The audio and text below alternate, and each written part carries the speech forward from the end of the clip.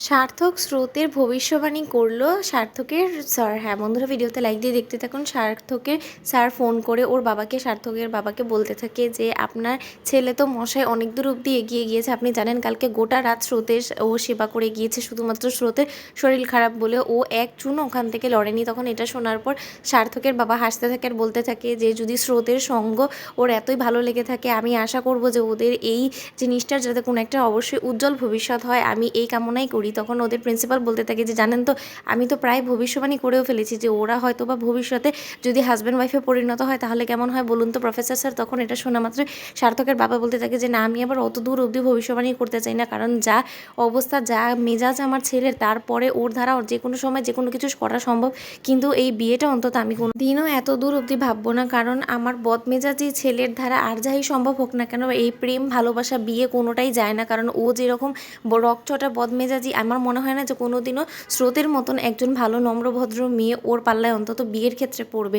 এই কথাটা বলে আপনি আমাকে আর হাসাবেন না। তখন এটা শোনা মাত্র প্রিন্সিপাল স্যার বলতে থাকে যে না, আমি যা দেখেছি তা তো আপনারা হয়তো বা কল্পনাও করতে পারেন না। আমার চোখে দেখা, আমি বলছি আপনাকে যে আমি বহু দূর অবধি ওদেরকে নিয়ে ভবিষ্যবাণী করে ফেলেছি। আর আমার মনে হয় যে না, কোনো একদিন ওরা একে অপরের প্রেমে অবশ্যই পড়বে, কারণ আমি তো এরই মধ্যে দেখে ফেলেছি যে ওরা একে অপরকে প্রায় জান প্রাণ দিয়ে ভালোবাসে। জানেন তো, হয়তো বা তারা প্রকাশ করতে চায় না, কিন্তু তা সত্ত্বেও আমি দেখেছি ওদেরকে বেশ ভালো করে লক্ষ্য করে দেখেছি।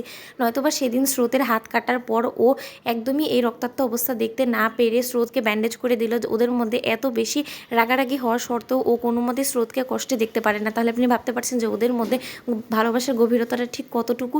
তখন ওদিকে এটা শোনা মাত্রই সার্থকের বাবা বলতে থাকে যে দেখুন, আমি ওসব কোনোটার মধ্যেই হ্যাঁ না বলবো না, কারণ আমার এসবে কোনো আপত্তি নেই। যদি আমার ছেলে একটা সুন্দর জীবন চায়, ও যদি স্রোতকে নিয়ে ভালো থাকতে চায়, তাহলে আমি সেটাতে অবশ্যই ওর সাপোর্ট দিব। কিন্তু তা সত্ত্বেও আমার মনে হয় না যে স্রোত মা কোনোদিনও ওকে মেনে নেবে স্বামী হিসেবে, আর ওর প্রফেসরকে ও কোনোদিনও বিয়ে করার জন্য রাজি হবে না। কারণ আমার যা মনে হয় যে স্রোতের মতন একজন মেয়ে আরও ভালো ডিজার্ভ করে, কারণ আমার ছেলে যেরকম রকচটা, ওর কপালে যদি স্রোতের মতন একটা মেয়ে পড়ে তাহলে তো আমি মনে করবো ওর জীবনটা ধন্য হয়ে যাবে। কিন্তু তা সত্ত্বেও স্রোতের মতন একটা মেয়ে যদি এর থেকে ভালো জেলে যদি পেয়েও থাকে, তাহলে আমি বলবো সেটা বরঞ্চ ওর জন্য ভালো।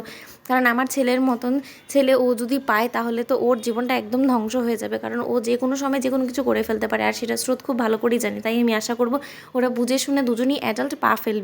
ওদিকে প্রিন্সিপাল স্যার বলতে থাকে আপনি জানেন কালকে রাত্রে ওরা একসাথে রাত কাটিয়েছে বলে আমাদের এখানে স্টুডেন্টসরা নানান রকম মন্তব্য করেছে, তার সত্ত্বেও স্রোতের হয়ে লড়াই করে গিয়েছে সার্থক একা হাতে, সমালোচকদের মুখে ঝামা ঘষে দিয়েছে। আপনি কখনো বুঝতে পেরেছিলেন যে আপনার ছেলেটা এতটা সাপোর্টিভ হয়ে যাবে স্রোতের প্রতি?